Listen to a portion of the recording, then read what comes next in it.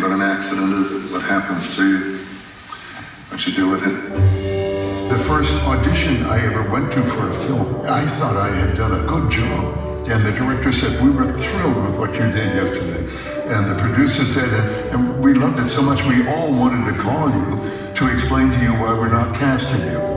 I said, okay. They said, well, no, I mean, we're not casting you because we've always thought of this fella, this character, as a kind of a guy next door sort of fella. And to be absolutely truthful, you don't look like you've ever lived next door to anybody. Here you go, more negative waves. Have a little faith, baby. Have a little faith. I'm not joking. This is my job. It is clear that the choice of object that is one of the elements in the harmony of form must be decided only by a corresponding vibration in the human soul. I didn't decide to become an actor. It just was what I was. I never ever thought I would make a movie, but to be a part of something that had an opportunity to influence people and being able to give something to an audience and it would give something back to you, it was wonderful. Up. 1, 2, 3, 4, 5. The 30 dozen had all those big guys. And then it had 6 members of the dozen who were the lower 6. And we were people who were picked up in London who could do an American accent in the event that we might have to speak. What's your name, soldier? Number 2, sir. And they had great trouble with me trying to get me to a stand of attention because my arms and legs don't do attention. But at the end of it, we all went to see it. And I looked at it and I thought, well, my life in cinema is over. I'm finished. And I will be happy working in the theater. But then a fellow named Ingo Preminger called to say he bought this book about mobile army surgical hospitals. And he wanted me to play it. I don't know your name, stranger, but your face is familiar. Then he cast Elliot Gould. I'm Dr. Jekyll, actually. This is my friend, Mr. Hyde. And he hired Robert Altman. And the first thing that Robert Altman said to him was, I don't want this fella Sutherland in the movie.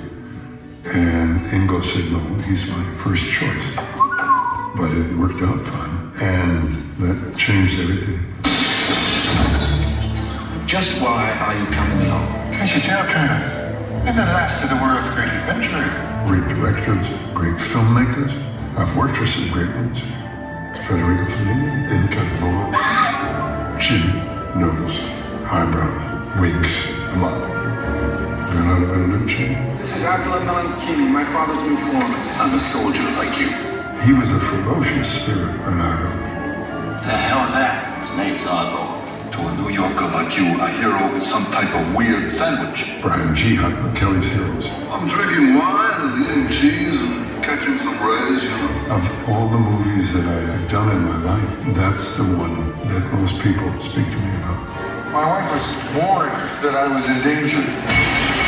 And Don't Look Now, I said, I think it's wrong that my character should die. At that point, Nick Rogue said, do you want to do the film or not? And I came to the realization that actors act and directors make films. And I said yes. My name is John Clute. I'm an investigator. I'd like to ask you some questions about Tom Bruno. For Clue, Alan asked me to do it. And I'm grateful because I love the film. I look at it with great affection. You help yourself, and God will help you find your bread and butter. John Schlesinger was reading Pauline Kael's review in the New Yorker. It said, there is nothing specifically wrong with Donald Sutherland's performance. It's just awful. So that was pretty much the last time I've ever read a review. Police, I would like to report a body. It was something, but it was not human. The Invasion of the Body Snatchers, I loved doing it. I loved working for Philip. I think he's brilliant. I'm not apologizing. I am trying to goddamn understand him. Talk to me that way, don't you? Talk to me the way he talks to you. Ordinary people, Bob Redford, said you have to come. We're having the big screening tonight. I came and I saw myself walk on the screen, and I got down on my hands and knees and crawl until I got to the aisle out of there. I'd love to sit there, but I can't. What about the world, Ronald? What would you like to do with the whole world? The character is somebody who inhabits my body, but who has a mind of his own and self-esteem of his own and pride. You said you're the blood flesh. And I am. But that's the devil's own crib. You can't talk objectively about the person you're playing because that describes him, that two-dimensionalizes him. And he's alive inside you. He's telling you what to do. You're not telling him what to do. And I wouldn't trade that for anything.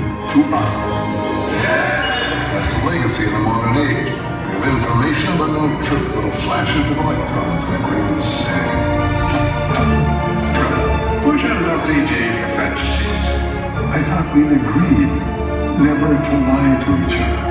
Kings are killed, Mr. Garrison. Politics is power, nothing more. Your job is to find justice no matter how well she may hide herself from you. So you go on in there, and you do your job.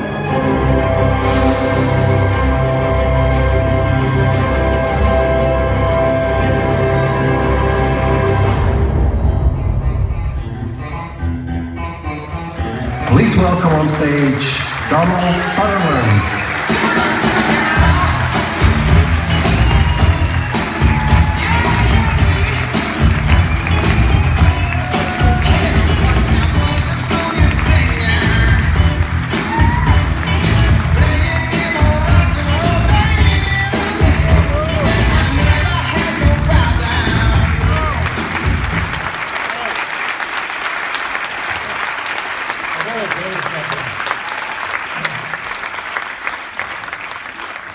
I mean, I look awful anyway, but you look at yourself and makes you look terrible. It's a Lifetime Achievement Award. There are other achievement awards that should be given. The people who arranged to get me out of that hospital I was in this morning in Paris, that's where they pulled all the liquids out of my arm and got me in a car and got me to where my bags were, and I repacked and got to the airport and got here. And they deserve an achievement.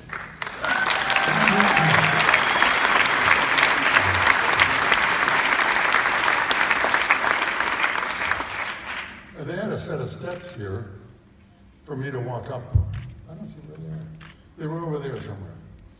If I had tried to walk up on those, I would have deserved an achievement award.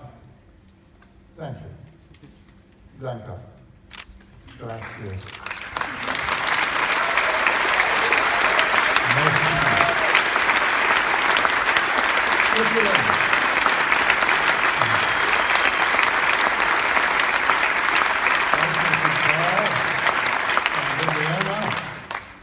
And Nadia? Daphne, do you see there? Give it to her. And thank you to this beloved man.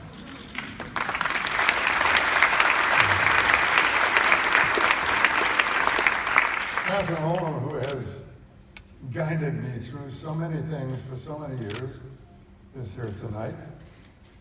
I have two sons who are here. My son Rogue is here, and my son Angus is here.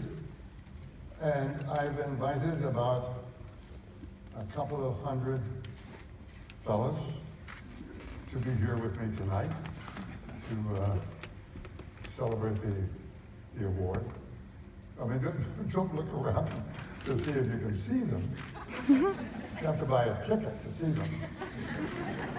They're the characters who are the achievements of this award, of this working life, the first 65 years of it anyway. And they're thrilled with this honor, absolutely thrilled with it. Really overwhelmed that you decided here in Zurich to single them out and to celebrate them. 20 years ago, I was reading a biography by Scott Berg about Sam Goldwyn. Samuel Goldwyn was born in Poland.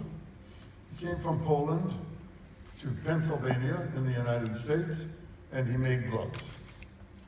He went from Pennsylvania to Hollywood, California, and he made movies. He made wonderful movies, and he was very famous for them. He was also famous for the things he said. To a group of lawyers, he once said, "A verbal contract is not worth the paper it's written on." In a talk that he gave about success in Hollywood to a full house of actors at the Screen Actors Guild, he leaned forward and he confided with them and said, "I have discovered the secret of acting." The secret of acting, he said. The secret of acting is honesty. And then he said, "And once you learn to fake that, you're in." I mean, he was right. The secret of acting is honesty, but you can't fake it. It has to be true. And the characters that are here with me tonight, they were forged in the pursuit of their truth, fueled by the joyful passion, the joyous passion of discovering it and revealing it with the naive, and this is me, that part is me, the naive hope that it could somehow inform, in some small way, the human condition. I mean, that's what they're called tasked actors to do. And we tried to do it passionately. In 1988, Joseph Brodsky was giving a commencement speech in Dartmouth University, and he said to the graduating class, "This is the best day of your life.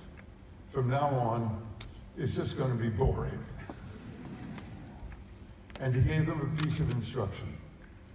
"Try to stay passionate," he said. "Leave your cool to the constellations. Passion alone is a remedy against boredom." So we tried that too, passionately. And we were not bored. We've had a wonderful life together, these 200 fellas and me. It's been joyous. 65 years ago, I was doing a play. And the character in it had a line in German. It was from Faust. He said, "Bin weder Fräulein, weder schön, kann geleitet nach Hause gehen."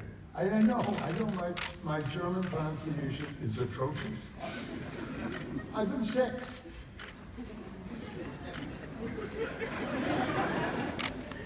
It means I'm not a virgin, I'm not beautiful, and I can go home alone. But tonight, I don't go home alone. I have this and the 200 fellows that are with me and everything that this represents about our lives. And I'm so happy. I should leave, but I'm afraid to, because the actor's paranoid fear is that he will walk off the stage and somebody will say, "But that wasn't supposed to be for you." I say, "My name's on it." He says, "No, they made a mistake. We'll give you another name."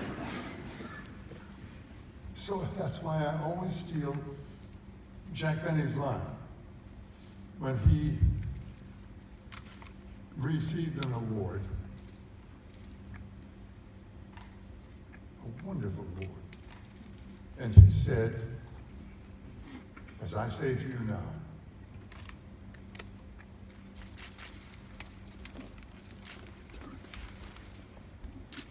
"I don't deserve this, but I have arthritis, and I don't deserve that either." Thank you.